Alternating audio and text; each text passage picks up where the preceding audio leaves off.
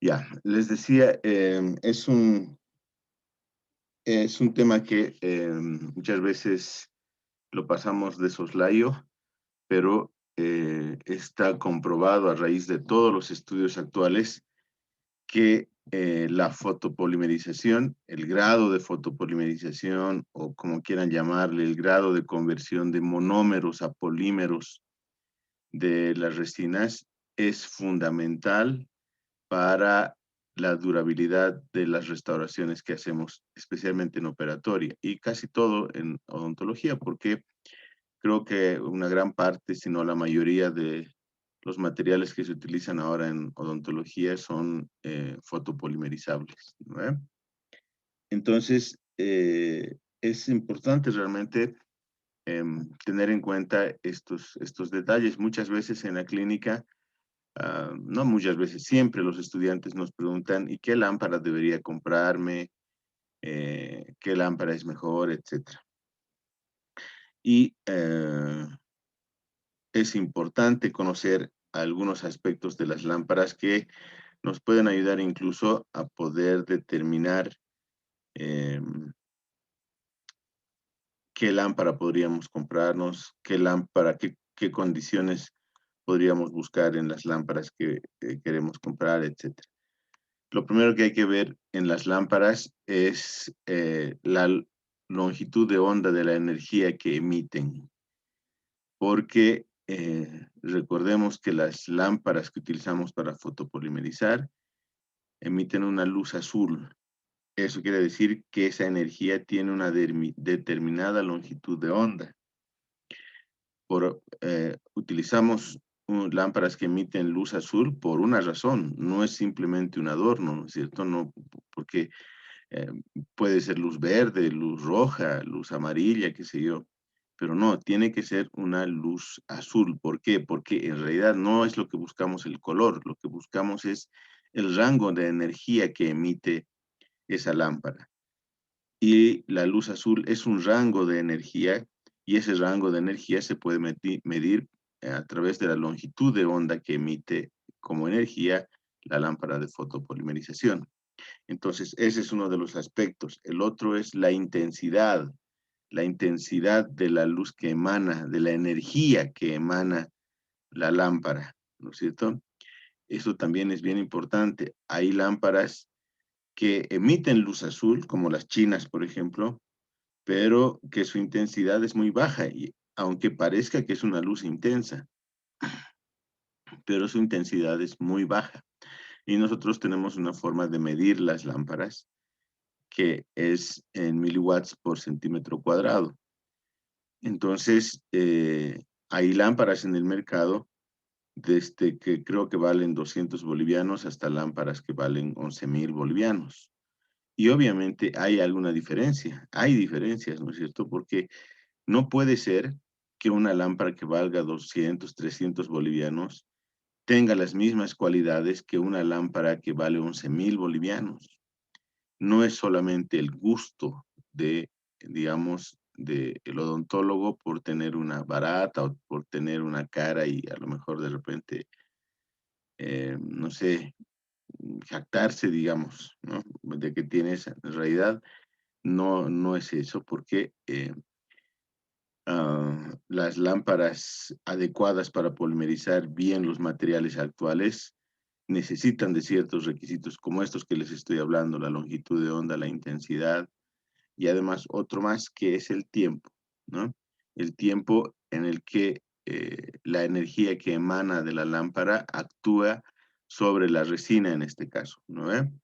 El tiempo es fundamental, el tiempo puede compensar la falta de energía en algunos casos, ¿no? Pero hay lámparas que no cumplen con estos requisitos, especialmente el de longitud de onda e intensidad, entonces no polimerizan adecuadamente el material.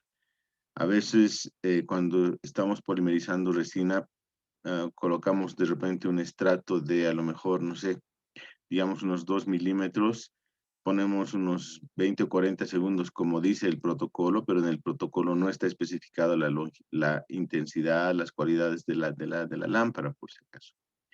Entonces solamente seguimos la receta y ponemos, digamos, 40 segundos para polimerizar. Parece que estuviese polimerizado porque tocamos la superficie y parece que estuviese endurecida. Pero todo el espesor de esos 2 milímetros, si la lámpara no tiene estas condiciones adecuadas, no está polimerizado adecuadamente, ¿no? Y no polimerizado adecuadamente significa mal polimerizado. Y mal polimerizado significa que ese material no va a durar adecuadamente en boca. Les había dicho que la luz que utilizamos para la fotopolimerización de las resinas es una luz azul, porque corresponde a una determinada longitud de onda.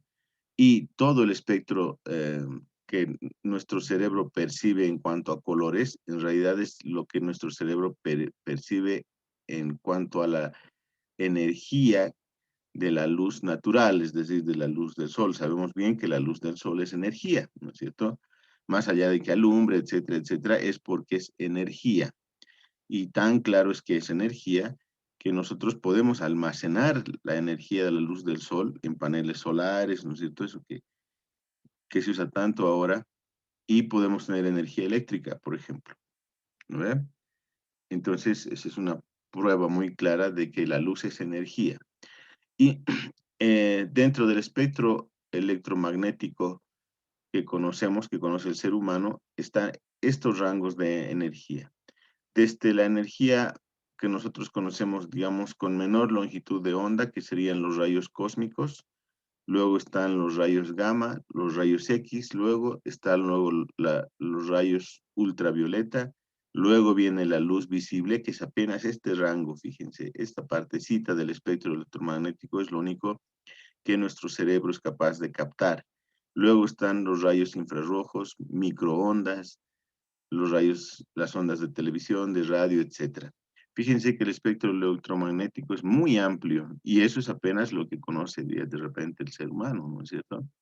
Se sabe en la actualidad que hay muchas otras cosas más, pero nuestro cerebro puede percibir esto. De todas formas, lo que intento decir y aclarar es que la luz que nosotros, perdón, la luz que nosotros vemos y los colores que de ella emanan, en realidad son energía. Y este rango de longitud de onda que oscila más o menos entre 380 y 480 nanómetros de longitud de onda, este rango de longitud de onda es lo que necesitan los activadores de la resina para polimerizar el material. Por eso es que utilizamos luz azul para la polimerización. Sabemos también que en el mercado hay una gran variedad, cantidad de lámparas. Y es muy difícil a veces, la verdad, poder elegir adecuadamente la lámpara que nos vamos a comprar. Obviamente, mucho depende del presupuesto que tengamos, ¿no es cierto? Es decir, a ver, uno siendo estudiante todavía de la carrera de odontología, está entrando a clínicas, obviamente no se va a comprar, creo que podría decir de repente casi nunca una lámpara de una potencia adecuada, porque uno es estudiante y entonces tiene los recursos limitados para todo lo que va a necesitar de repente en ese año de trabajo, en la clínica, etcétera, y se compra una lámpara, ¿no es cierto? Quiere comprarse una lámpara. Entonces tendrá que buscar una lámpara lo más adecuada posible al alcance de sus bolsillos. ¿No es cierto? Además de que tener una lámpara, por ejemplo, una lámpara, no sé, supongamos, por darles un ejemplo solamente, una lámpara que emita unos 800 miliwatts por centímetro cuadrado, em, que no es necesariamente el rango más alto, porque hablamos hasta de 1300, 1500 miliwatts por centímetro cuadrado. Entonces, una de 800 costará alrededor de unos 5.000 bolivianos. Entonces, tener una lámpara de esas para la universidad, donde siempre existe el riesgo de que se caiga, de que se pierda, qué sé yo, de que no las roben, etcétera. Entonces, realmente es mucho riesgo. Buscaremos una lámpara de menor costo, pero que tenga por lo menos cualidades que nos ayuden a obtener un buen resultado en nuestro trabajo. Recordemos que las lámparas, estas son las lámparas chinitas, ¿no ve? Estas. Recordemos que las lámparas emiten una luz emanada de diodos LED, pero esos LEDs no son eternos, ¿no es cierto? La energía que emana ese LED también se desgasta. ¿Eso qué quiere decir? Que con el tiempo, si de repente la lámpara emitía a lo mejor unos 400 miliwatts de potencia, quizás en el lapso de unos, no sé, pues digamos 5 años de uso constante, esa potencia va a disminuir. Por lo tanto, ya no tendrá la misma efectividad de cuando era nueva para poder polimerizar efectivamente el material. Entonces, vamos a ver algunos aspectos de las lámparas que nos pueden ayudar a entender de repente el funcionamiento de la lámpara y además a poder conocer esos parámetros para poder elegir y seleccionar una lámpara adecuadamente. Primero es importante entender que la lámpara, las resinas, perdón, están constituidos además, y esto lo sabemos desde tercer año en realidad, quizás desde más antes, están constituidos por fotoiniciadores. Los fotoiniciadores son unas sustancias que están dentro de las resinas que son activadas con con un determinado nivel de energía. Están constantemente ahí adentro, ¿no es cierto? En estas compules, jeringas, donde va la pasta o la resina, están ahí. ¿Y en qué momento polimerizan? Cuando un determinado rango de energía las activa. Y ese rango de energía, vuelvo a recalcar, está representado por la luz azul que emana de las lámparas de fotopolimerización. Entonces, los fotoiniciadores en realidad son el punto crítico de la fotopolimerización. Dice, las resinas están compuestas por los sistemas adhesivos y todo el protocolo de la adhesión a ontología está compuesto por adhesivos, composites, cementos resinosos y cementos duales, ¿no? ¿De qué están compuestos ahora estos materiales? En el caso de las resinas, sabemos que tienen moléculas bis-GMA, EMA, UDMA, TEC-DMA, y estas moléculas sabemos que son las encargadas fundamentalmente de darle a la resina cualidades de dureza, cualidades de fluidez, cualidades hidrofílicas, hidrofóbicas a la resina, etcétera, ¿no? Esas son, digamos, estos son los elementos que le dan cualidades físicas a la resina. Está compuesta por una fase orgánica o relleno que son partículas de minerales, ¿no ve? Y esas partículas de minerales pueden ser generalmente cuarzo y sílice coloidal, ¿no ve? También hay resinas que tienen partículas de circonia, pero no son de repente de las más comunes, ¿no es cierto? Pero podríamos decir que la fase inorgánica o el relleno mineral está compuesto fundamentalmente por partículas de sílice, cuarzo y circonio. Luego están esto que es importante para la fotopolimerización, los iniciadores de la polimerización, ¿sí? Aquellos elementos que van a desencadenar la formación de cadenas de polímeros al interior de las resinas con las que trabajamos. Y esos iniciadores son o pueden ser la canforoquinona, la fenilpropandiona, la lucerina y la ibocerina. La canforoquinona era y es de repente el fotoiniciador clásico de las resinas, es decir, está prácticamente desde que han aparecido las resinas fotopolimerizables, porque recordemos que antes las resinas eran autopolimerizables. Había que mezclar pastas, base y catalizador, había que mezclar las dos pastas y en el lapso de más o menos unos 5 minutos, cuando mucho, se polimerizaban, se autopolimerizaban. Esas resinas tenían un problema, que no duraban mucho tiempo en boca. Al cabo de un año, máximo 2 años, se pigmentaban, pero completamente pardas, marrones, ¿no? y había que cambiarlas porque se volvían muy, muy antiestéticas. Esas resinas luego se las ha vuelto fotopolimerizables y ahí es donde entró la canforoquinona. Luego han ido apareciendo otros fotoiniciadores que han mejorado la polimerización de las resinas, como la fenilpropandiona, la lucerina y la ibocerina.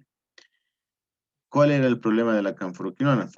Fundamentalmente el problema de la canforoquinona es que le da tiene un pigmento bastante amarillo la canforoquinona, ¿no? Entonces modifica siempre el color de las resinas.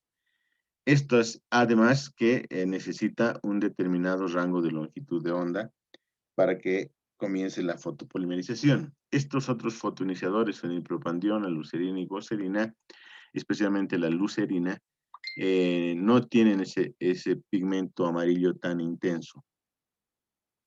Son más bien mucho más claritas, son casi transparentes, lo que ayuda mucho, por ejemplo, a poder tener resinas de un color mucho más blanco, que es lo que busca la gente más bien en la actualidad, ¿no es cierto? Es decir, tener dientes más claritos, etc. La canforoquinona no ayudaba a obtener ese tipo de coloración o de pigmentación en las resinas. Estas otras sí, pero estas otras, al mismo tiempo de que le han otorgado ese tipo de ventajas, de cualidades a las resinas, también requieren de otras necesidades. Por ejemplo, una lámpara que tiene la capacidad, por su longitud de onda de energía, tiene la capacidad de fotopolimerizar la canforoquinona, no tiene la capacidad de polimerizar la fenilpropandiona, la lucerina y la ibocerina. ¿Eso qué quiere decir? Que si mi lámpara está en un determinado rango de longitud de onda que es capaz de fotopolimerizar la canforoquinona, pero no abarca energía más allá de esto, y si mi resina tiene como fotoiniciadores cualquiera de estos otros tres, entonces la lámpara que tengo no va a fotopolimerizar adecuadamente esa resina. Entonces es importante tener en cuenta eso. ¿Cómo se desencadena? ¿Cuál es el mecanismo de la fotoactivación? La luz incide fundamentalmente primero sobre los fotoiniciadores, que pueden ser estos cuatro que ya lo habíamos mencionado, ¿no es cierto? Una vez que la luz incide sobre estos fotoiniciadores son activados, se dice que son excitados, y se combinan con una amina terciaria. Al combinarse con una amina terciaria van a formar radicales libres, y estos radicales libres van formando cadenas de radicales, cadenas de polimerización o de polímeros, que es lo que nosotros conocemos como polimerización del material.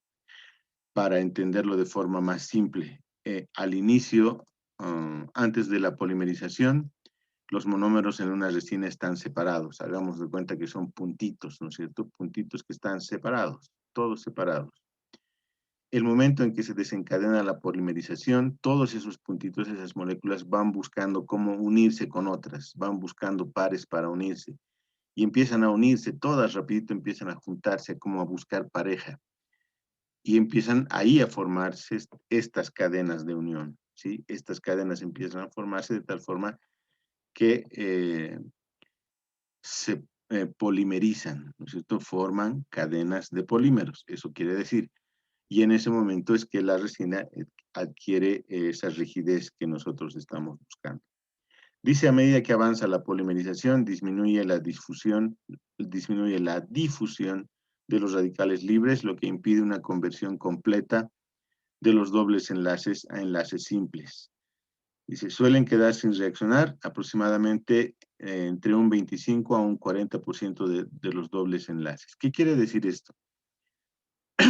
Que a medida que la resina va adquiriendo rigidez, muchas veces van quedando monómeros que no han sido capaces de encontrar pareja, por decirles, y han quedado encerrados en áreas de la resina que ya se ha polimerizado, que ya ha adquirido rigidez.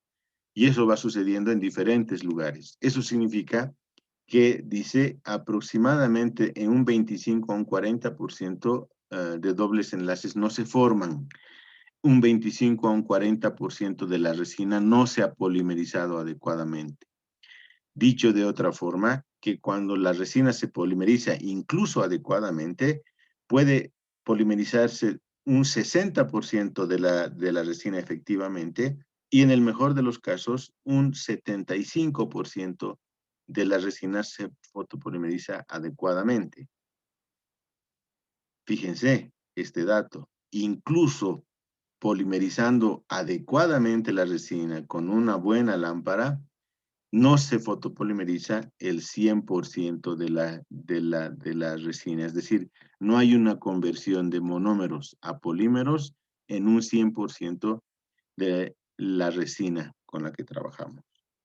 Imagínense si la lámpara no es adecuada, si el tiempo que utilizo de fotopolimerización de la lámpara, que no tiene una buena potencia, y además la pongo por un tiempo mínimo, de repente 40 segundos. Imagínense cuánto se va a polimerizar, de repente menos del 50% del espesor de la resina que he puesto se va a fotopolimerizar. Eso quiere decir que esa resina no va a durar mucho en boca o casi nada, ¿no es cierto? Se hace porosa, capta humedad, pigmentos, fracasa la adhesión, etcétera, etcétera. Pueden haber fallos cohesivos en el material también. En realidad, una fotopolimerización inadecuada del material es una indicación de fracaso, ¿no es cierto?, de las restauraciones adhesivas.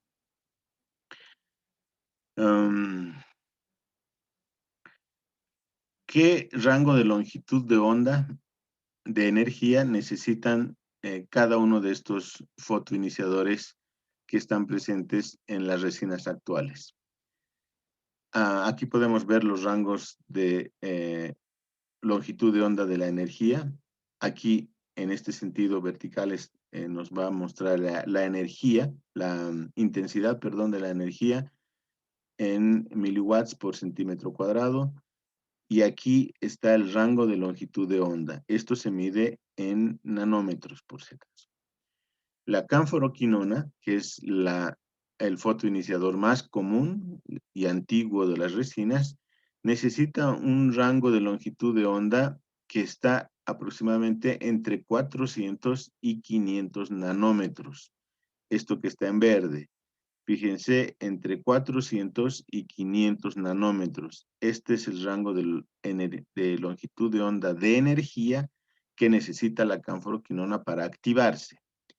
Si la luz azul que emana de mi lámpara está dentro de este rango de energía, quiere decir que cualquier resina que tenga canforoquinona como iniciador, como fotoiniciador, se va a poder activar, ¿sí?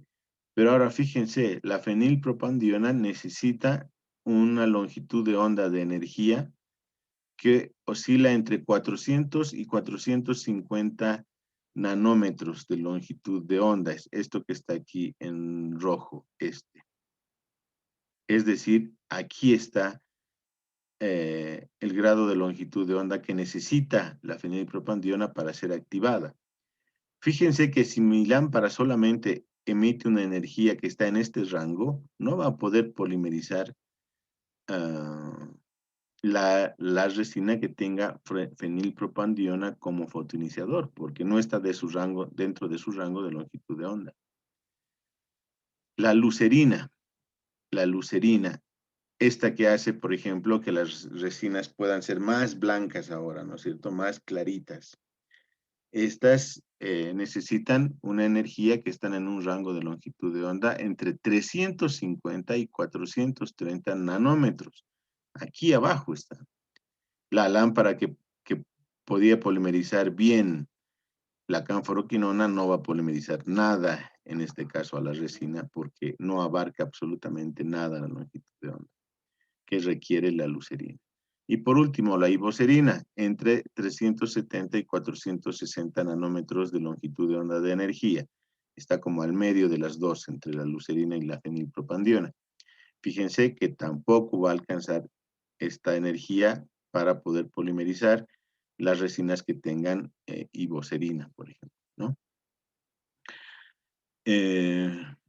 Entonces, lo lógico es, uno puede entender, entonces necesito una lámpara que tenga, que pueda emanar o emitir una energía con una longitud de onda que vaya entre los 350 nanómetros a los 500 nanómetros, ¿no es cierto? Que vaya de aquí hasta aquí. Pero ahí está el problema. Una lámpara que tenga esa capacidad, polywave se llaman esas lámparas actualmente, una lámpara que tenga esa capacidad es una lámpara costosa. Las lámparas chinas tienen solamente emanan una energía, una energía con una longitud de onda que solamente oscila entre 450 y 480 nanómetros, ¿no? Entonces, básicamente son capaces de polimerizar la canforoquinona solamente.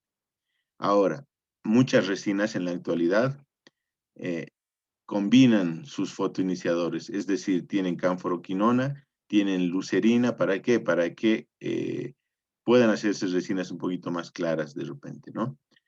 Ahora, cuando se utiliza una de esas resinas que tengan canforoquinona, por ejemplo, y lucerina, la lámpara que tengamos, supongamos que es una chinita de baja potencia, entonces va a poder polimerizar solamente aquella resina que puede ser activada por la canforoquinona, pero la otra parte de la resina que necesita de la lucerina para poderse polimerizar, no se va a poder polimerizar. Por lo tanto, la polimerización va a ser muy pobre en esos casos, ¿no? Incluso hasta ese es un dato que tenemos que saber cuando trabajamos con resinas y lámparas de fotopolimerización. Las lámparas halógenas, este es un dato importante, las lámparas halógenas, es decir, no las LED que se utilizan ahora, sino las lámparas que se utilizaban antes, esas lámparas que parecían una secadora de cabello, que tienen un ventilador aquí atrás y que no utilizan LED, que utilizan un foco halógeno y que tienen un filtro que hacen que la luz incandescente amarilla que emite el halógeno al atravesar por ese filtro se convierte en una luz azul.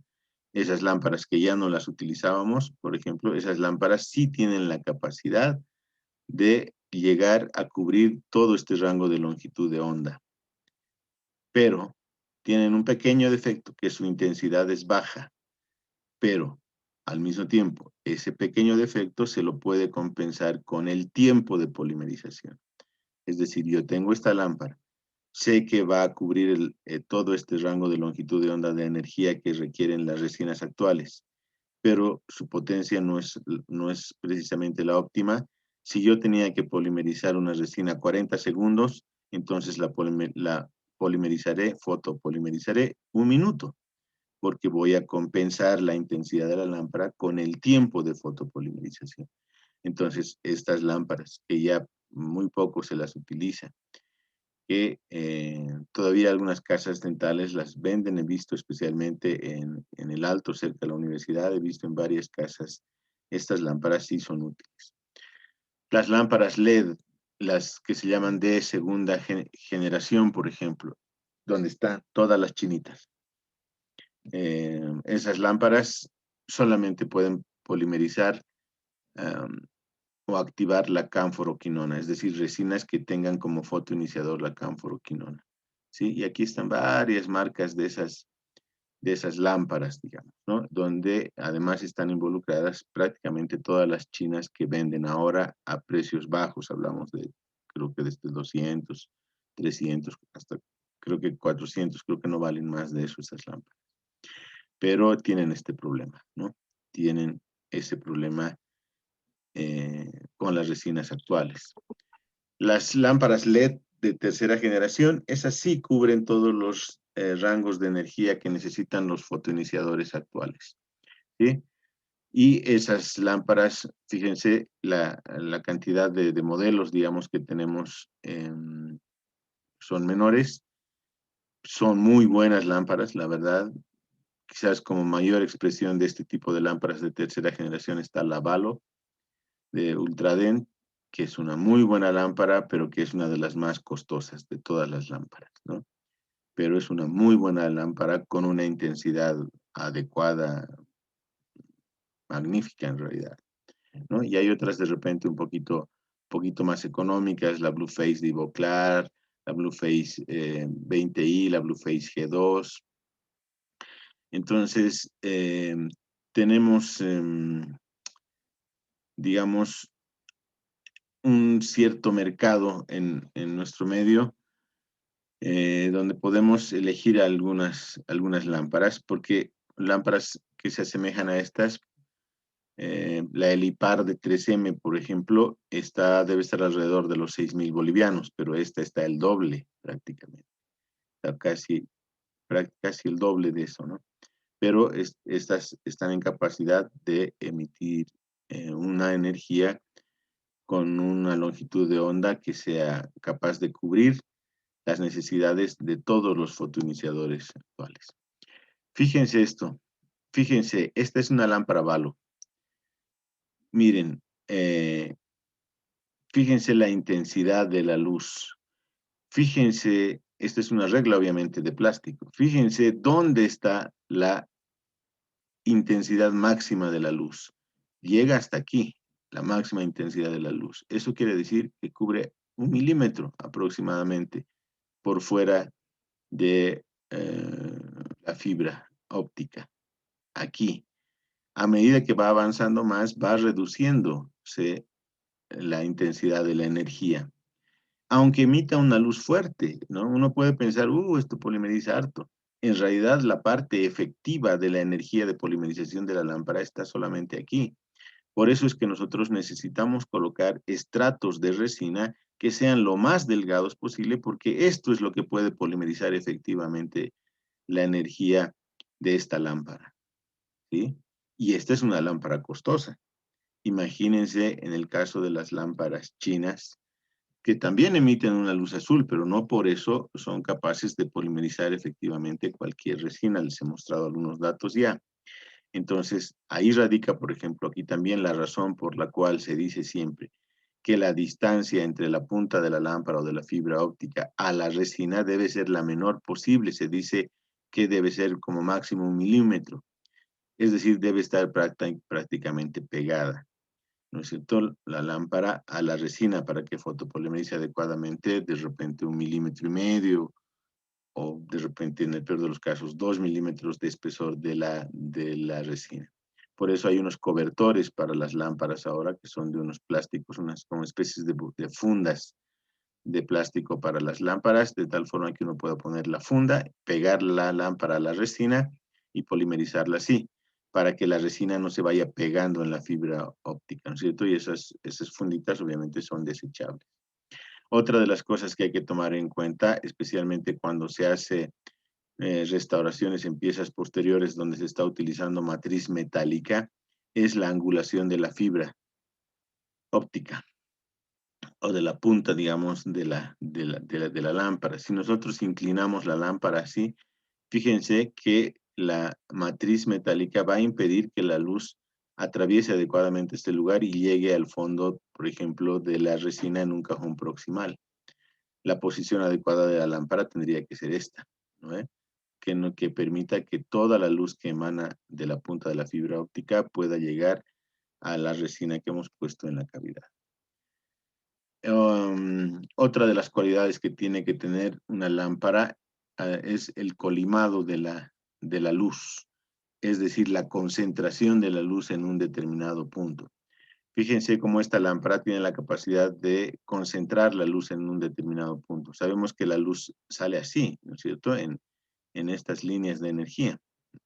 Pero la lámpara tiene que tener la cualidad, la capacidad de poder concentrar toda esa, en un determinado punto, toda esa energía. Fíjense en esta lámpara cómo se divide, ¿no? Cómo no es homogénea la luz a la salida de la fibra. Y en esta otra peor, miren, ¿ve? Entonces, el colimador de luz de una lámpara también va a hacer que la lámpara sea costosa. Esto es el colimado de luz. Fíjense cómo entra la luz solar a través de este pozo. Fíjense la intensidad de la luz, de esta energía, y fíjense la intensidad de este otro. Obviamente el orificio es más grande, etcétera, etcétera, ¿no es cierto? Entonces, el colimado de la luz, que lo podemos representar más o menos por esta imagen, donde nosotros utilizamos una lupa a través de la cual pueda atravesar la luz del sol, que es energía, y esta lupa tiene la cualidad de colimar, de concentrar esa energía en un determinado punto, donde la energía va a ser mucho más intensa. Eso es lo que necesitan también las lámparas de fotopolimerización. Y todas estas lámparas que ven aquí tienen esas cualidades, ¿no? Estas lámparas. Seguramente no serán lámparas que puedan comprarse ahora, pero con seguridad cuando ya ustedes trabajen en sus consultas, etcétera, eh, buscarán la necesidad de tener siempre una buena lámpara en el consultorio. Eso es fundamental para el éxito de nuestras restauraciones. Es fundamental tener una buena lámpara, jóvenes. ¿Qué requiere? Dice, ¿qué se requiere para una correcta polimerización? Para una correcta polimerización, estas son las cualidades que necesita, que se debe buscar en una lámpara y en las resinas. Primero, la luz de longitud de onda dice que sea compatible con los fotoiniciadores, que es lo que hemos hablado, ¿no? Es decir, la longitud de onda que emana de las lámparas debe ser compatible con la que va a activar a todos los fotoiniciadores actuales. Otra de las cosas, la intensidad de la luz debe ser suficiente para polimerizar o fotopolimerizar un determinado espesor de resina, de material. Y el tiempo de irradiación. Esto es otra de las cosas fundamentales, ¿no es?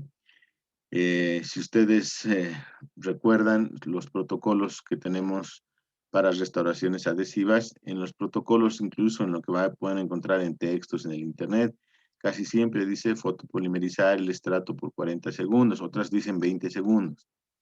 20 segundos para una lámpara que tiene de repente 800 miliwatts o 1200 miliwatts de potencia, de repente estará correcto. Pero 20 segundos o 40 segundos para una lámpara que tiene menos de 400 miliwatts de potencia, con seguridad será totalmente insuficiente. Entonces, el tiempo puede compensar la falta, en alguna magnitud, puede compensar la falta de intensidad de la luz. A la combinación de la intensidad de la luz y del tiempo de irradiación adecuado, se le llama densidad energética. Y eso es algo que nosotros tenemos que tomar en cuenta cuando estamos haciendo polimerización o fotopolimerización de las resinas. La densidad energética es igual a la intensidad de la luz por el tiempo de la irradiación, ¿sí? Esto es lo mismo que decir joules por centímetro cuadrado.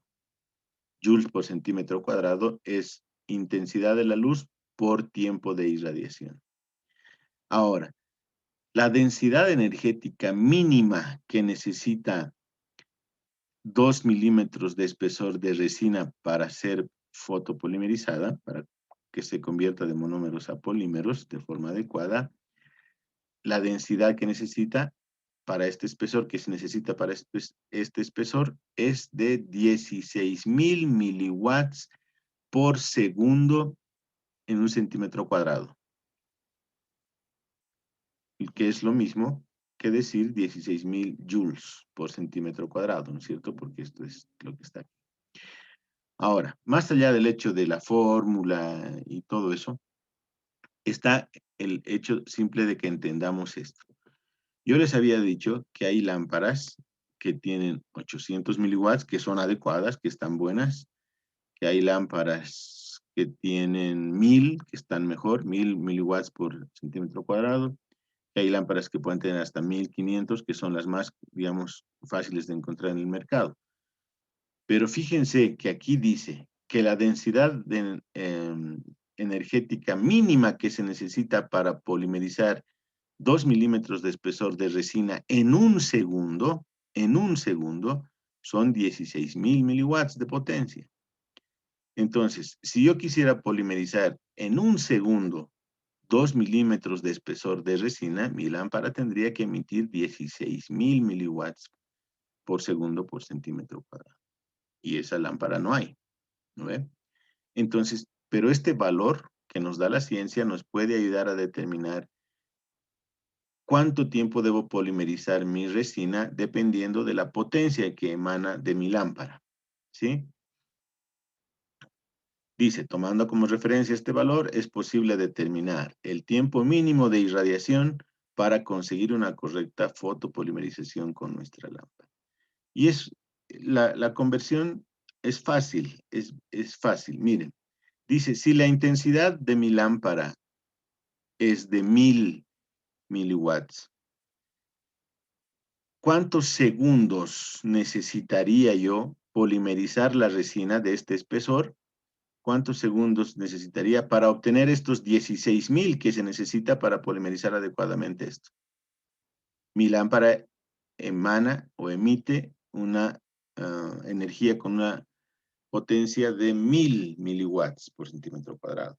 Obviamente, para que sea 16.000, necesitaré 16 segundos, porque esto es lo que emite en un segundo, ¿no? Necesitaré 16 segundos para obtener la energía que necesito para polimerizar adecuadamente estos 2 milímetros de espesor de resina. Si mi lámpara emite 900 miliwatts, ¿cuántos segundos necesitaré para llegar a los 16.000? Entonces hago mi cálculo. Hagan ustedes, utilicen ahorita su calculadora, hagan su cálculo y van a ver que necesitan 18 segundos para llegar a los 16.000 con una lámpara de 900 miliwatts. Si tengo una lámpara de 800 miliwatts por centímetro cuadrado, entonces necesitaré 20, ¿no es cierto? Porque 20 por 800 me va a dar 16.000. Necesitaré 20 segundos con una lámpara de 800 miliwatts. Si mi lámpara tiene una intensidad de 600 miliwatts para llegar a los 16.000, necesitaré 27 segundos por lo menos para polimerizar. Y si mi lámpara, que es de lo más baja de repente, tiene 400 miliwatts por centímetro cuadrado, necesitaré 40 segundos para llegar a estos 16.000 miliwatts. ¿No ve? Entonces, aquí podemos obtener fácilmente el dato de cuánto necesito, pero obviamente para eso también tengo que saber qué energía, qué cantidad de energía emite mi lámpara. Y lamentablemente nosotros tendríamos de repente que confiar en el vendedor. Eh, Todas esas lámparas que les he dicho que son adecuadas, que son más costosas, vienen con estudios que las respaldan. Y ahí están todas las indicaciones. Cuando compran en la caja de la lámpara, están todos sus estudios, sus indicaciones, y uno puede confiar en eso porque realmente son estudios verdaderos. Pero cuando uno compra una lámpara chinita, lamentablemente, incluso en los prospectos dice esta lámpara emite 1000 miliwatts por centímetro cuadrado, pero cuando uno lleva la lámpara a un radiómetro, ni siquiera llega a 400. Entonces, lamentablemente, en esos productos no se puede confiar en la información que tiene, y menos en el vendedor, ¿no ve? Porque el vendedor, por vender lo que tiene, va a decir, esta emite 1500, y si uno no sabe, puede creerle y comprar pensando que emite 1500, y en realidad no es así. El vendedor muchas veces dice, a ver, fíjese, mire la intensidad de la luz, fíjese qué tan fuerte es, como que diciéndonos qué tan intensa es la luz azul, pero eso no cuenta. Eso no cuenta. Lo que hay que medir es la irradiancia, ¿no es cierto? La potencia de la energía que emana esa lámpara, y eso para eso se utiliza solo un radiómetro. Entonces, muchas casas que venden materiales instrumental, por ejemplo, GDSA, eh, ¿qué otras más? Business, Dental, eh, hay otras dos casas más. Esas tienen sus radiómetros de tal forma que uno puede probar la intensidad de la lámpara que quiere comprar. Sí, dice qué consecuencias tiene una baja densidad energética: la polimerización incompleta, la menor dureza del material, un mayor desgaste. sus propiedades mecánicas son muy pobres, es decir, la resistencia a la compresión, al desgaste, son muy pobres. El deterioro marginal de la restauración, es decir, que va a promover fundamentalmente una microfiltración muy temprana, muy rápida, y una unión muy débil entre estrato y estrato de resina. Es decir, el segundo estrato no se va a unir adecuadamente al primer estrato de resina, lo que puede provocar un fallo cohesivo. Fíjense, esta es una lámpara Blue Phase, este es un radiómetro, este es un radiómetro, ahí está apagado, obviamente la lámpara está apagada, el radiómetro está encendido, pero la lámpara está apagada. Por eso no emiten. Una vez que encienden, el radiómetro marca, miren, 800 miliwatts por centímetro cuadrado. Esta es una lámpara adecuada, es una Blue Phase de Ivo Clark, ¿no? Vivadent es una buena lámpara, son lámparas de buena calidad y nos da un rango de energía adecuado. Ahora esta es una lámpara chinita. Fíjense, esta es una lámpara chinita, pero que, entre comillas, viene con estudios y todo eso, es decir, de las más confiables. Este emite 770 miliwatts por centímetro cuadrado. Es una lámpara china, pero adecuada, ¿no ve? Esta es una lámpara china adecuada. Entonces, esto nos da la energía que emana, la intensidad de la energía que emana la lámpara. Ahora, esto no es suficiente. Ya tenemos la energía adecuada. Ahora lo que necesitamos también es saber la longitud de onda de energía que cubre cada lámpara, ¿no es cierto? Y para eso no hay aparato en tienda alguna que nos ayude a conocer eso. Para eso tenemos que únicamente basarnos en la credibilidad del fabricante, ¿sí? Pocas lámparas son esas que se llaman, que les digo que se denominan polywave, es decir, polionda, ¿no? Es decir, que pueden cubrir el rango de la longitud de onda de energía que necesitan todos los fotoiniciadores. ¿Qué factores influyen en la intensidad de la luz? Por ejemplo, en el caso de los composites, el color del composite puede influir en la intensidad de la luz. Si las partículas, por ejemplo, de relleno mineral de una resina son partículas muy grandes, estas partículas, como son como pequeñas piedritas, no dejan que pase la luz adecuadamente. Por lo tanto, en ese caso hay que polimerizar más tiempo. El color de la resina también puede influir en el grado de conversión de monómeros a polímeros de las resinas. Las resinas que son de un color claro, hablamos A1 hasta B1, esas tienen pigmentos claros, por lo tanto la luz se va a poder distribuir, podríamos decir, a través del material con más facilidad. Pero aquellas resinas que tienen pigmentos más amarillos, ¿no es cierto? Como de A4 a B4, por ejemplo, esas tienen pigmentos oscuros y ese pigmento oscuro va a impedir que la luz se difunda adecuadamente a través del material, por lo tanto hay que compensar eso con el tiempo de la fotopolimerización. La profundidad también de la polimerización, ¿no es cierto? Del material.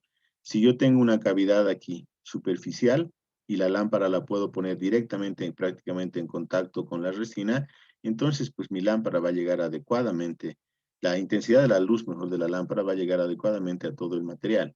Pero si yo tengo un cajón proximal aquí, tengo un cajón proximal y el fondo del cajón proximal está aquí, mi lámpara solo la puedo colocar aquí. Hay que recordar que aproximadamente en 10 milímetros de distancia desde la punta de la lámpara al fondo de la cavidad, en este caso, la lámpara pierde el 50% de su potencia. Es decir, de repente aquí, donde está en contacto la lámpara con la superficie de la cavidad, la lámpara aquí tiene una potencia de 800 miliwatts, aquí abajo, en 1 centímetro cuadrado, va a llegar apenas 400. ¿Eso qué quiere decir? Que tendré que compensar con el tiempo, esta pérdida de energía o de intensidad, ¿no? Eso es importante también entender cuando estamos haciendo restauraciones. No vamos a hablar de fotopolimerización, estamos hablando de lámparas en realidad. Hay que cuidar siempre el estado de las lámparas, jóvenes. Así se ve una lámpara con la fibra óptica completa, sana, podríamos decir. Miren, son múltiples fibras, fibritas em, que permiten, fibra óptica que permite que la luz llegue adecuadamente a la punta de la lámpara desde los LED. Pero cuando la lámpara ya está en deterioro, porque esté sucia, se haya impregnado restos de resina, de adhesivo, etcétera, y no se limpia adecuadamente, o se limpia inadecuadamente, fíjense cómo se van rompiendo las fibras ópticas. Entonces esta lámpara tendrá una disminuida potencia, pobre polimerización en comparación a esta. Es importante siempre mantener limpias las lámparas. Si su lámpara no tiene un protector, no peguen la lámpara a la resina, porque la resina se va a pegar en partes a la lámpara y eso es difícil de sacar. Y a veces se hace tanta presión que la lámpara, que al limpiar, ¿no es cierto? Esto se puede romper fibras. Fíjense aquí cómo se ven las fibras, las fibritas, las puntas de las fibras ópticas. Bien, jóvenes, hemos terminado con eso entonces